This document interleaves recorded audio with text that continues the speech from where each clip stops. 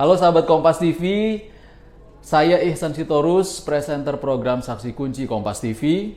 Jangan lupa terus perbaharui informasi Anda dengan menyaksikan informasi terbaru yang independen dan terpercaya di YouTube channel Kompas TV. Dan jangan lupa klik subscribe, like, komen, dan share, serta aktifkan tanda lonceng untuk mendapatkan informasi terbaru dari YouTube channel Kompas TV. Terima kasih, sampai jumpa.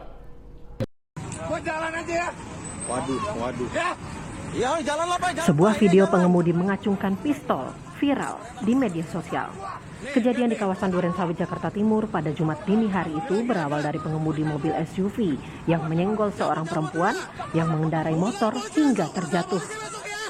Bukannya menolong, sang pengemudi malah memaki warga yang berusaha menghentikannya sambil menodongkan pistol. Video viral itu pun ditindaklanjuti polisi, hingga akhirnya pengemudi itu ditangkap di parkiran sebuah mal.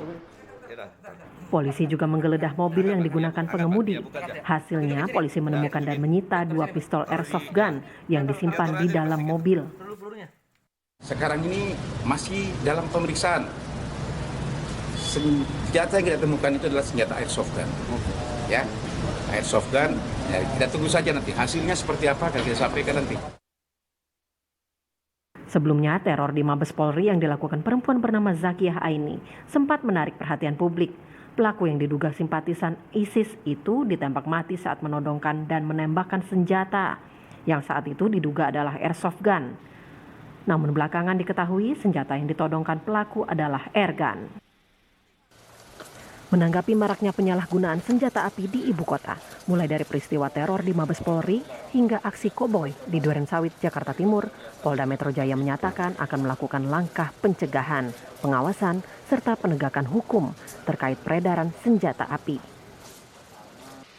Nanti kita akan persiapkan beberapa kegiatan, baik untuk langkah-langkah pencegahan, pengawasan, dan juga langkah-langkah penegakan hukum terhadap penyalahgunaan peredaran senjata api.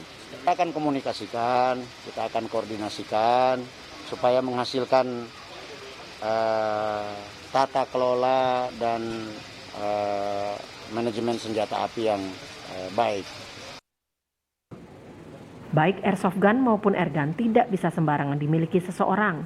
Kedua senjata ini biasa digunakan untuk olahraga menembak, namun kerap digunakan untuk melakukan kejahatan. Tim Liputan, Kompas TV.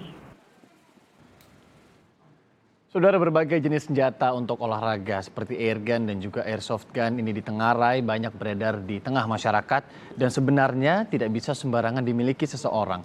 Namun belakangan kerap digunakan bahkan untuk melakukan kejahatan. Bagaimana sebenarnya prosedur dan ketentuan kepemilikan senjata dan bagaimana menjaganya agar tidak digunakan untuk tindak kejahatan atau menakut-nakuti warga? Untuk membahasnya sudah bergabung secara daring ada Zainal Arif, Sekretaris Bidang Tembak Reaksi PB Perbakin. Selamat pagi Mas Zainal. Pagi. Dan juga pakar hukum ada Asep Iwan Iriawan. Kang Asep, selamat pagi. Selamat pagi Pak Jenal. Iya Ya. Pak. Saya ke Pak Zainal terlebih dahulu langsung. Pak Zainal, ini rame ada yang sebut penggunaan airgun, ada yang sebut untuk yang di Durensawit airsoft gun. Kemudian ini apakah sama dan bagaimana perbedaannya sih Pak Zainal?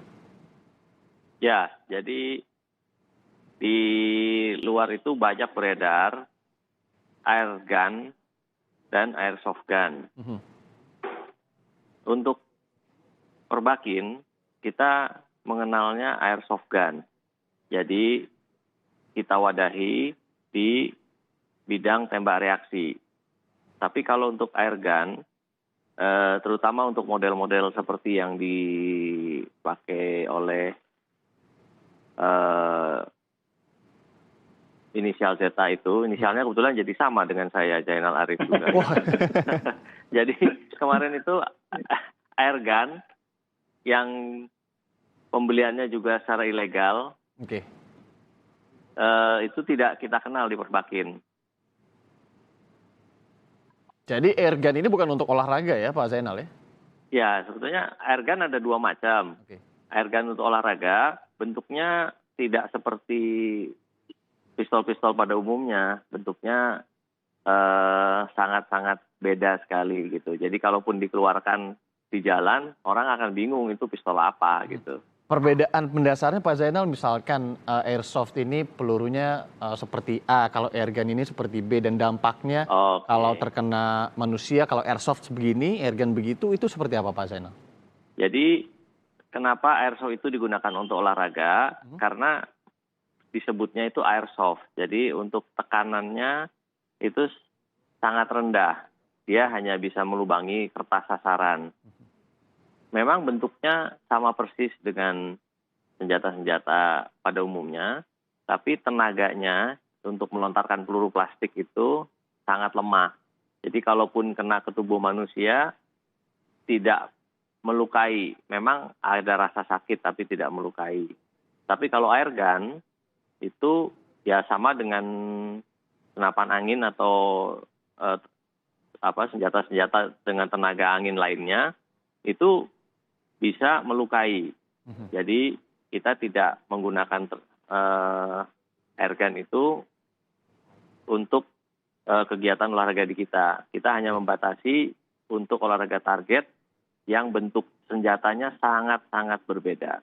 Sangat-sangat berbeda ya. Tapi untuk airsoft gun sendiri ini kalau di PB Perbakin sendiri memang peredaran senjatanya ini dipantau langsung di bawah PB Perbakin atau memang ada kelompok-kelompok sendiri atau klub-klub sendiri di bawah Perbakin lagi, Pak Zainal? Ya, jadi airsoft gun memang ada di klub-klub airsoft gun. Beda lagi ya? Mereka berada di bawah Pengsap yang diwadahi dalam tembak reaksi Pengsap. Dan seluruhnya sekarang airsoft gun sudah ada regulasinya, yaitu didaftarkan kepada kepolisian setempat, yaitu Kepolda. Jadi pemilik-pemilik airsoft gun itu mudah sekali dideteksi. Maksud saya pemilik resmi ya, karena pemilik resmi mendaftarkan unit mereka ke polda-polda setempat. Oke, berarti untuk airsoft gun ini nanti kita akan dalami lagi. Sebenarnya kalau punya ini ada syarat dan aturan, pastinya ketentuan berlaku, dan tadi salah satunya ya Pak Zainal, ini terdaftar di Polda. Saya ke Kang Asep dulu. Kang Asep, pendapat Anda melihat ada masyarakat, ini nggak pertama kali sih ya, beberapa kali masyarakat di dalam mobil kebanyakan juga ini mengacungkan senjata yang ternyata ini bukan senjata api, tapi ada juga dampaknya mau itu airsoft gun sekalipun. Anda melihatnya seperti apa aksi-aksi kalau disebut koboi jalanan ini? Nah, kalau saya tindakan pengecut lah. Kalau orang bawa senjata itu kalau bukan petugas, orang yang diizinkan untuk itu ya orang-orang atau anggotanya teman-temannya Pak Zainal untuk olahraga gitu kan. Tapi kalau orang di luar itu ilegal, saya kira satu saya katakan ya, orang memiliki senjata tajam, undang-undangnya sejak tajam loh, itu namanya tajamnya. Di wilayah saya itu ada daerah tertentu yang membuat senjata-senjata api itu, atau saya pernah bertugas di Sumatera Selatan, istilahnya itu kecepek. Nah, jadi senjata-senjata tajam tersebut, namun Undang-Undang 1251 dilarang, dan ancamannya berat sekali, ya Anda ya. Jadi sekarang kalau ada orang-orang tertentu mempunyai senjata bukan karena peraturan perundang-undangan atau bahasa sederhananya ilegal, ya itulah kriminal. Ya. Jadi tindakan-tindakan yang dilakukan oleh orang mempunyai senjata bukan karena tugas, bukan karena olahraga atau kepentingan-kepentingan yang dimungkinkan oleh undang-undang, ya tadi saya katakan hanya pengecut gitu. Ya kalau orang jantan kan nggak pakai senjata, turun dong pakai tangan kosong. Jadi kalau dia pakai senjata bukan olahraga, bukan untuk kepentingan dinas, ya bukan laki-laki. Anda melihatnya ada yang pasti ada yang ganjil juga ya. Sepertinya warga ini sekarang mudah sekali memiliki senjata, walaupun ini disebut dengan senjata airsoft atau replika, di beberapa kalangan menyebutnya begitu. Tapi kalau diacung-acungkan begitu, nakut-nakuti warga, apa yang Anda lihat aneh di sini? Kenapa bisa kemudian senjata ini bisa sangat mudah dimiliki warga? Kang Asep. Ya, kalau sebenarnya kan senjata itu kan pemilikannya mau sangat ketat ya. Tadi saya bilang untuk petugas, untuk olahraga, untuk anggota Perbakin, Pak Zainal yang lebih tahu soal ini. Ya, nah ketika ada orang dengan mudah mendapatkan itu, entah dari perdagangan liar, entah perdagangan yang tidak diketahui, atau pembuatan kearifan-kearifan lokal daerah tertentu yang membuat, gitu kan. Nah, ketika dia digunakan, ya apalagi sebelumnya dia telah nabrak orang, ya, ini kan tindakan kriminal yang harus ditindak tegas. Apalagi minggu-minggu terakhir ini kaitannya dengan ada orang pemilikan senjata yang kemarin perempuan nyerang ke Mabes Polri, kemudian sebelumnya di Makassar, dan kejadian-kejadian sebelumnya ya kita perlu waspada, gitu kan. Karena apa? Kalau sembarangan orang memiliki senjata tajam dan undang-undangnya mengatur sejak tahun 51, kemudian tidak ada tindakan tegas, kemudian peredaran masih berjalan, dikhawatirkan keresahan masyarakat kan dikhawatirkan. Ya, tanda petik ya, tadi saya bilang. Dia cuma ngancam gitu kan. Coba kalau dia melakukan sesuatu yang tadi kata Pak Jena itu kan airgun ini kan berbahaya, bisa melukai ya. Kayak kalau di kampung saya itu di Timis atau Kecepek di wilayah Sumatera Selatan itu kan juga bisa mematikan kalau kena tempat-tempat daerah-daerah tertentu. Makanya ancamannya kan ya 10 tahun ke atas terus ya. Bahkan kepemilikan tertentu bisa sampai mati ancamannya. Mematikan bahkan Kang Asep ya? Iya, bisa mematikan. Makanya ancamannya juga bisa kena ke dalam perkara ini ya, yang paling gampang kemarin kita lihat, itu kan bisa berlapis. Dia kena undang lalu lintas, kena menabrak, kemudian juga pemilikan ilegal. Nah, yang perlu telusuri mungkin aparat keamanan, dari mana dia dapat airgun itu kan. Nah, ini yang perlu kita telusuri. Faktanya bahwa di masyarakat banyak, nah itu yang harus kewajiban kita, harus memberitahukan kepada aparat keamanan. Ya, ini terkait dengan apa yang kemudian harus diusut juga oleh pihak kepolisian. Ini nanti kita akan bahas, tapi saya coba pisahkan satu-satu. Kang Asep, misalkan terkait dengan kepemilikan senjata dulu deh. Kepemilikan senjata pun walaupun legal, tapi digunakan secara serampangan, misalkan untuk buat menakut-nakuti orang, hukumnya akan seperti apa, sanksinya? Ya, jadi gini, di Undang-Undang Tajam itu ya jelas, orang pertama tidak boleh memiliki tanpa hak. Orang memiliki, tapi digunakan, disalahgunakan. Tadi misalkan melukailah yang paling gampang, apalagi di membunuh atau lagi mengancam. Itu ancaman pidananya di KUHP juga ada. Ancaman dengan kekerasan bisa kena gitu kan. Tidak hanya di dunia nyata, di dunia maya aja misalkan mengancam dengan pistol, kena undang-undang ITE karena ancaman kekerasan. Karena itu ancaman senjata tajam tadi. Istilahnya orang mengenal tajam ya, senjata tajam yang bisa melukai orang. Apalagi itu ancaman ya. Nah, apalagi di dunia nyata kemarin. Nah, itu kan kena. Nah, sekali lagi, yang paling penting ya, orang memiliki aja, kalau disalahgunakan kena hukum. Nah, apalagi dia ilegal, kemudian menggunakan kekerasan, ancaman, itu lebih berat orang-orang kayak begituan. Kan? Nah, itu dia. Kalau apalagi ilegal ya, kalau untuk senjatanya sudah ilegal, kemudian disalahgunakan, Kang Asep, apakah hukumannya akan jadi lebih berat atau seperti apa? Iya, tadi saya katakan, kan yang kasus kemarin itu kan udah ilegal, kalau penjelasan Pak Yusri kan, udah ilegal, ya kemudian juga ngancam, nabrak, nah itu lengkaplah hukumannya gitu kan. Dan apalagi ada laporan langsung dari korban ya begitu Kang Asep ya? Ya, tindak lanjut kan itu pelanggaran lalu lintas kan karena ditabrak ya, karena apalagi sebelumnya juga dia melanggar rambu-rambu lalu lintas ya, maka saya bilang ini harus digunakan pasal berlapis. Kalau nggak berlapis, saya kira pembelajaran bagi siapapun. Tadi kaitannya minggu ini kita sedang berhadapan dengan teroris, di mana orang bisa menggunakan senjata. Saya nggak tahu ya, mungkin nanti Pak Jenal lebih paham soal senjata. Saya nggak hafal senjata, saya nggak bukan bidangnya. Nah, kemarin itu kan yang kemarin mirip-mirip yang perempuan bawa itu kan, ya. Kalau saya tahunya karena tadi warna tentara, tahunya pistol yang FN aja gitu, tahunya itu. Tapi kalau yang jenis-jenis sekarang saya nggak tahu, nggak ngerti gitu ya. Top gun, air gun, mungkin Pak Jenal yang lebih paham soal jenis-jenis senjata demikian. Tapi yang perlu kita waspadai, senjata-senjata tajam tadi yang mengakibatkan orang bisa luka, apalagi meninggal dunia, harus kita waspadai. Saya bilang, kaitannya dengan detik-detik terakhir ini yang kita mengerikan kan, teroris-teroris yang berani menyerang Mabes Polri kan. Mabes Polri diserang apalagi masyarakat kita pada awal mungkin sedang olahraga tadi pagi, kita ada orang-orang macam begitu, para pengecut-pengecut yang tidak berani tangan kosong, ya beraninya ngancam, apalagi ilegal. Saya pikir ini harus ada tindakan tegas. Pembelajaran bagi siapapun harus ada efek jerah. Ya, sebelum ke Pak Zainal, Kang Asep, ini bukan kejadian pertama ya, maksudnya orang seperti berlagak koboi di jalanan menggunakan senjata, walaupun bukan senjata api replika, menakut-nakuti warga. Kalau penanganan hukumnya yang pernah Anda lihat, yang Anda pahami, setelahnya seperti apa pascanya? Sudah cukup untuk membuat orang jerah kah? Ya, ini saya mengingat ya, ketika saya bertugas sebagai Hakim Jakarta Pusat, saya pernah menangani anak penguasa negeri ini, ya. Dia kepemilikan senjata loh, hanya terlambat mendaftarkan, saya hukum loh. Ya, sekali anak penguasa, bekas mantan penguasa Republik ini ya, orang wanita, sebut aja saya pernah hukum ya, sekali lagi, itu saya sendiri, sidangnya tunggal, saya hukum, apalagi ketika saya bertugas di Sumatera Selatan. Sumatera Selatan itu banyak kecepet senjata api itu ya untuk merampok, untuk mengancam, ya untuk melukai orang, nah itu juga banyak, ya, kita hukum orang-orang itu hukumannya berat bagi kita. Itu udah puluhan tahun yang lalu, jadi terakhir saya 20 tahun yang lalu saya masih ingat tuh. Jadi kejatuhan pemimpin Orde Baru, ya ada anaknya terlambat loh. Dia memiliki senjata api tapi terlambat mendaftarkan, kita pernah pidana loh kalau kita hukum. Ya. Meskipun ini tadi Anda bilang ada privilege karena anak seseorang seperti itu ya. Saya ke Pak Zainal. Pak Zainal, kalau lihat 20 tahun silam tadi cerita Kang Asep, peredaran senjata ini juga dilihat mudah sekali untuk dimiliki. Kalau dari Perbakin sendiri update terkini begitu ya. Bagaimana sih kemudian prosedur untuk memiliki baik itu senjata api ataupun replika seperti airsoft gun ini untuk dimiliki masyarakat? Apakah kemudian memang bisa dibeli di manapun atau harus ada prosedur tertentu izin yang harus dimiliki, Pak Zainal? Perbakin sebetulnya sudah diatur oleh kepolisian bagaimana cara untuk membeli senjata api.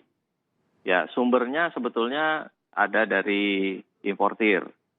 Importir tersebut sudah jelas terdaftar di Mabes Polri. Jadi senjata-senjata yang legal yang ada di Indonesia sebetulnya semua sudah tercatat. Waktu masuk, dari masuk pun sudah tercatat berapa dan nomor berapa. Jadi kalaupun sampai disalahgunakan pasti langsung bisa diketahuan. Nah, untuk anggotanya sendiri, kalau kita mau beli, kita harus mengikuti beberapa tahapan. Yang pertama adalah kita harus lulus uji keterampilan menembak. Kemudian kita juga harus lulus pada ujian tertulis. Yang di situ ada segala macam peraturan yang harus kita pahami. Jadi sebelum kita boleh mengaplikasi pembelian senjata harus lulus dalam tahap-tahap itu. Oke. Ya, sebelum itu juga. Pun untuk airsoft gun ya, Pak Zainal? Ya, airsoft gun sama. Karena airsoft gun kita anggap dapat membahayakan karena bentuknya yang sama persis dengan senjata api yang pada umumnya. Ya, memang kalau dari bentuknya, silakan Pak Zainal. Ya, sebelum bisa diberi izin, kita juga harus melalui sebuah tes, yaitu ada psikotes yang dilakukan di polda-polda setempat. Oke, ada berbagai rangkaian lah ya kalau saya simpulkan untuk kemudian membeli senjata atau memiliki senjata ini sendiri. Tadi ada rangkaian tesnya, kemudian ada izin-izinnya. Nah, kalau untuk mereka yang memang memiliki senjata, kita bahas saja airsoft gun gitu ya, yang legal, ini memang boleh dibawa kapanpun, kemanapun, atau ada syarat lagi, Pak Zainal? Ya, seperti kita ketahui bersama, untuk olahraga itu penggunaannya pada saat tertentu dan pada tempat tertentu. Tempatnya sudah pasti di lapangan tembak atau di venue-venue tempat kita melakukan kegiatan olahraga menembak. Waktunya pun sudah ditentukan. Jadi senjata-senjata tersebut tidak boleh dibawa-bawa atau ditenteng-tenteng ke tempat umum dan tempat lainnya. Jadi berbeda sekali dengan hal-hal yang terjadi kemarin itu. Ya. Sampai saat ini kan sudah banyak dibuktikan bahwa kejadian-kejadian tersebut memang bukan dari anggota kita, bukan dari anggota Perbakin. Karena kalau anggota Perbakin akan berpikir 10 kali, 20 kali, mungkin 1000 kali untuk mengeluarkan senjatanya. Karena memang peruntukannya bukan untuk di sana. Oke, hanya boleh digunakan di lapangan tembak tadi ya. Nah, Pak Zainal, ini ada beberapa juga fakta yang kemudian memperlihatkan baik di kejadian teror begitu di Mabes Polri ataupun di aksi koboi jalanan di Duren Sawit. Ini ada sebuah kartu yang menunjukkan seperti KTA dari Perbakin. Tapi ini akan saya tanyakan usai jeda. Saudara jangan kemana-mana, usai jeda sampai Indonesia Pekan masih akan kembali untuk Anda.